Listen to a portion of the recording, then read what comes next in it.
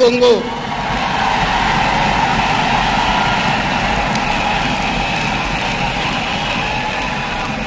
Qui a bien voulu partager ce moment historique avec les femmes issues de toutes les couches socio-professionnelles de notre pays. Permettez-moi aussi de saisir cette opportunité pour remercier tous les partenaires techniques et financiers qui nous accompagnent dans la promotion des droits de la femme afin de parvenir à l'égalité de droits hommes-femmes en République démocratique du Congo. Je voulais de manière particulière saluer et remercier toutes les femmes ici présentes.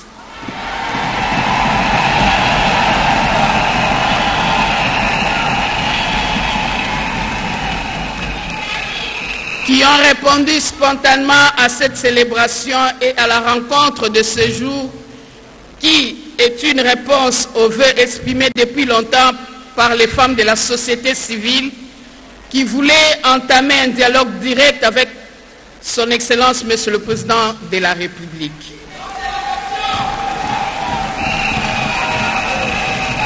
Et à cette occasion, c'était pour lui présenter la situation et les problèmes que connaît la femme congolaise dans son quotidien.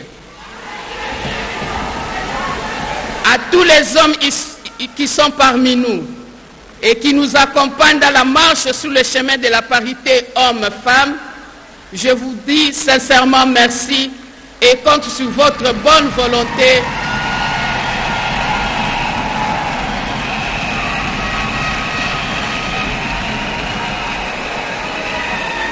Je compte sur votre bonne volonté à sensibiliser d'autres hommes et garçons à adopter des attitudes positives et sans violence envers la femme et la fille. Excellence, Monsieur le Président de la République, chef de l'État, Excellence, Monsieur le Premier ministre, chef du gouvernement, Leurs Excellences, Mesdames et Messieurs distingués invités, avant de poursuivre mon allocution, permettez-moi de présenter à son Excellence, Monsieur le Président de la République, chef de l'État, les femmes qui sont venues nombreuses prendre part à l'activité de ces jours. Il s'agit d'un échantillon des femmes de la République démocratique du Congo qui travaillent pour le bien-être des fils et filles de ce pays et qui sont toutes préoccupées par la question de la promotion des droits de la femme.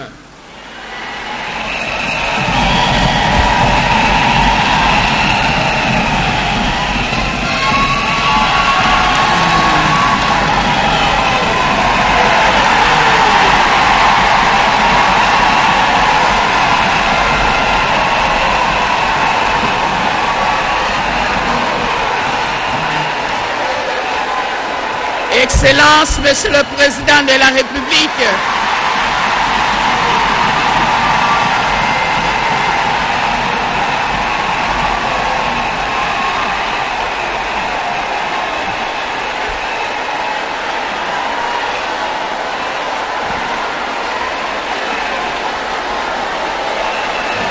Alingalo Bandenge Moko.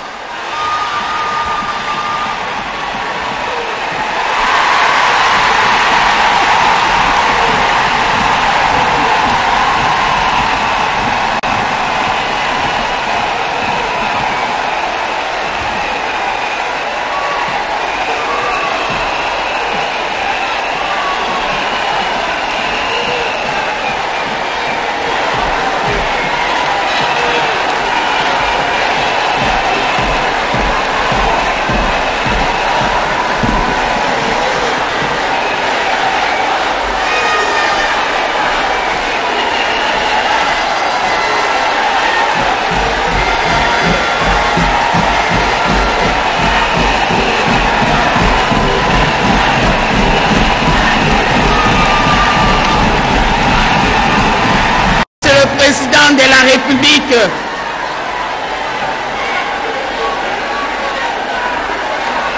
sont présentes dans cette salle les femmes maraîchères, ces braves femmes qui se réveillent tôt le matin chaque jour pour fouiller et labourer afin de nourrir toute la population.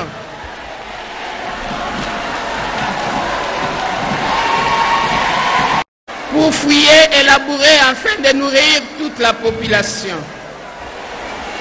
Nous avons dans cette salle les femmes pratiquant les petits commerces qui s'exposent sous le soleil pendant de longues heures pour assurer la survie des familles. Dans cette salle sont également présentes les femmes fonctionnaires,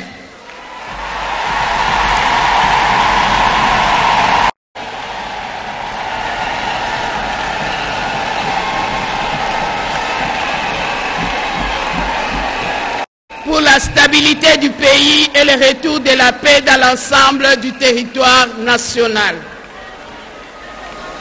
Nous avons parmi nous les femmes leaders de la société civile qui travaillent d'arrache-pied pour la réalisation des objectifs stratégiques que sont l'égalité des sexes, les droits des femmes et leur autonomisation sur tous les plans. Excellences, Monsieur le Président de la République, chef de l'État, je vous présente également les femmes au cadre. Elles sont ministres, députées, sénatrices, directrices générales des entreprises, professeurs d'université et chercheurs, mais qui de manière exceptionnelle défendent la gente féminine. Ces femmes sont l'expression de votre engagement en tant que champion africain de la masculinité positive. Aujourd'hui, grâce à votre action, le taux de participation des femmes dans la gouvernance politique est passé de 13% à 27%.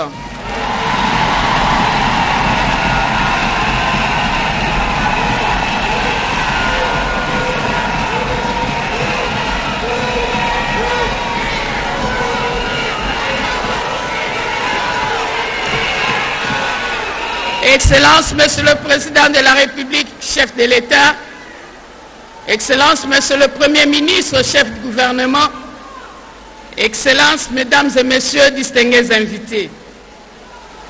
Tous les pays membres des Nations Unies célèbrent le 8 mars de chaque année de la Journée internationale de la femme autour d'une thématique bien spécifique.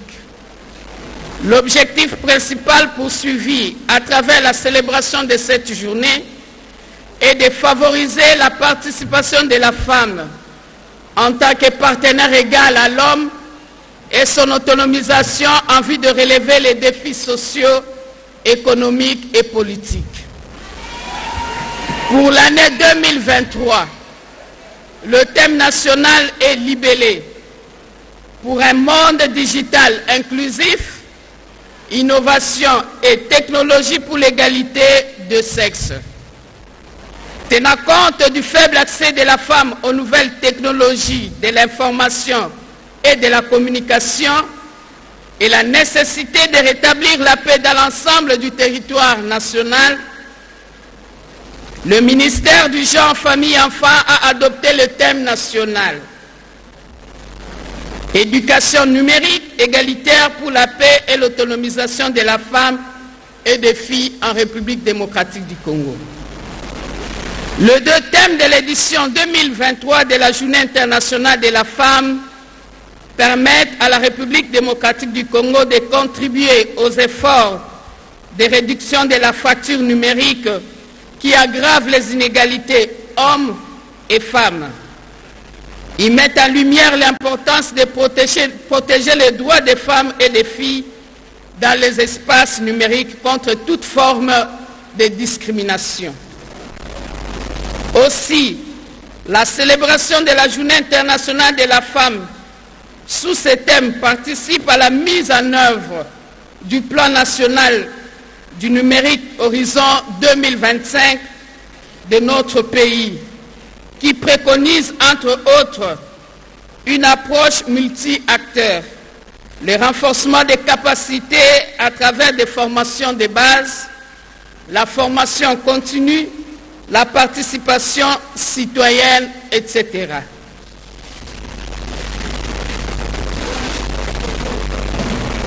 En effet, le renforcement des capacités des femmes pour l'accès à la technologie de l'information et de la communication est l'une des solutions pour l'inclusion féminine au numérique en République démocratique du Congo. C'est pourquoi, tout au long de ce mois de mars, en ma qualité de ministre en charge des questions du genre, famille et enfants, je recommande vivement la mise en œuvre à travers toutes les provinces des projets et activités de digitalisation en faveur des femmes pour augmenter le taux d'accès de la femme au numérique. Excellences, Monsieur le Premier ministre, chef du gouvernement, Leurs Excellences, Mesdames et Messieurs, distingués invités, la République démocratique du Congo commémore la Journée internationale édition 2023 dans un contexte sécuritaire préoccupant, marqué par l'agression des forces terroristes de l'armée du Rwanda sous couvert du M23.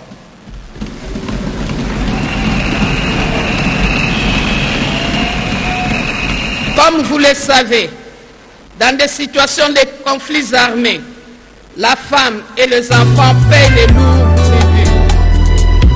Les images insoutenables des femmes et de jeunes filles bastonnées à mort par les miliciens des groupes armés dans la province du Maniema à cause de leur tenue vestimentaire fait que je condamne avec la dernière énergie cette réification de la femme.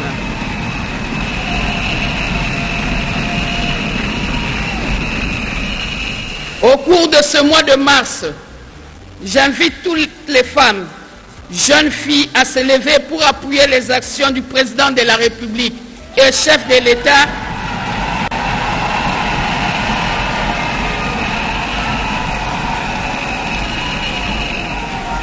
Je disais qu'au cours de ce mois de mars, j'invite toutes les femmes, jeunes filles à se lever pour appuyer les actions du président de la République et chef de l'État pour mettre fin à ces conflits armés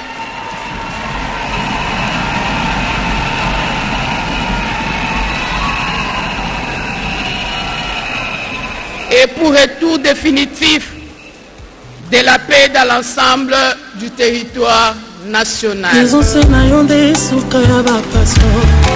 Et vive la Journée internationale de la femme et vive la République démocratique du Congo. Je dis et je vous remercie. Première allocution de ce direct depuis le Palais du Peuple où sont réunies les femmes issues des différentes couches pour célébrer d'une manière particulière la journée internationale dédiée aux droits des femmes. La ministre du Genre justement a demandé à toutes les femmes un soutien sans faille aux actions du chef de l'État pour arriver à mettre un terme à la guerre, à l'insécurité qui fragilise notre pays. Je crois que les femmes ont répondu spontanément à cette invitation. Nous allons passer le plaidoyer et échange selon des thématiques retenues. Mesdames, vous avez la parole. Du réseau des femmes rurales en RDC. Notre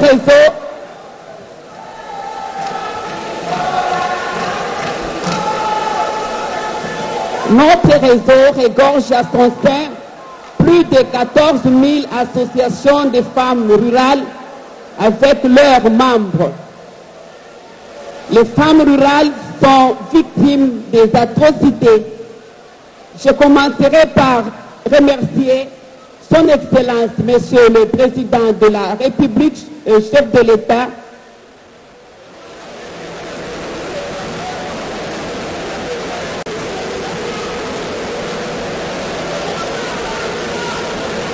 pour son implication personnelle dans le processus de la paix dans notre pays, afin que les femmes rurales regagnent leur village en toute sécurité pour s'occuper de leurs champs et pour son initiative au projet ATA, qui est un agenda de transformation agricole. Sur ce, je plaide en faveur des femmes rurales dans ces projets. Je tiens à vous remercier aussi pour votre implication dans le projet 145 territoires. Je plaide aussi en faveur de ces femmes qui sont les premières bénéficiaires.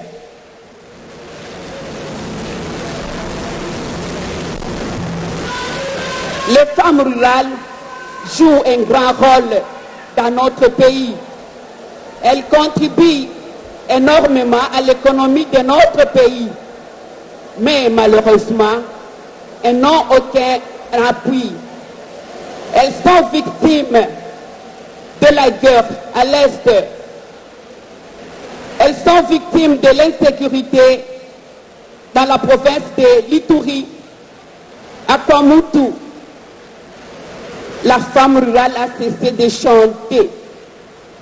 Elle qui chantait le matin, chaque matin, elle n'a jamais eu peur de l'obscurité. Elle n'a jamais eu peur de la pluie, du soleil. Elle tue le serpent avec la main. Mais aujourd'hui, elle est traumatisée. Elles sont victimes de toutes sortes de violences causées par l'insécurité. Elles sont saucissonnées, décapitées, éventrées. Aujourd'hui, elles ont peur d'aller au champ. Dernièrement, j'étais à Ituri, fini l'histoire de l'agriculture, parce que la femme a peur d'être enlevée et tuée. Dans la province de Kinshasa, les femmes rurales sont victimes de l'insécurité. Au moment où je vous parle, elles ont abandonné leurs champs. Les champs sont envahis par l'herbe. C'est une perte totale. Elles sont victimes, elles ont peur, elles sont traumatisées. J'espère que, avec votre implication sur le processus de la paix, elles auront à regagner la confiance dans leur pays. Elles se retrouvent dans la peur. Elles sont comme des étrangères dans leur propre pays.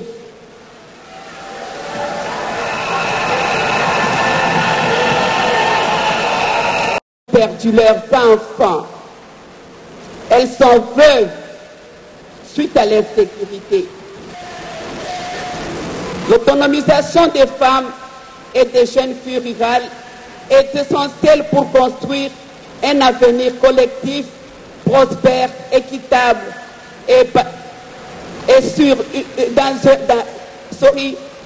équitable et pacifique sur une planète saine. Elle est indispensable pour parvenir à l'égalité de sexe, garantir un emploi décent pour tous, éliminer la pauvreté et la faim et agir en faveur du climat. Et pourtant, les femmes et les filles rurales sont touchées de manière disproportionnée par la pauvreté, l'inégalité, l'exclusion et les effets du changement climatique. Cette année, la pluie a tué l'homme. En ce qui concerne nos champs, n'en parlons pas. Nous avons travaillé à perte. Nous avons le souci d'amener les femmes rurales à faire une culture adaptée au changement climatique, comme dans d'autres cieux.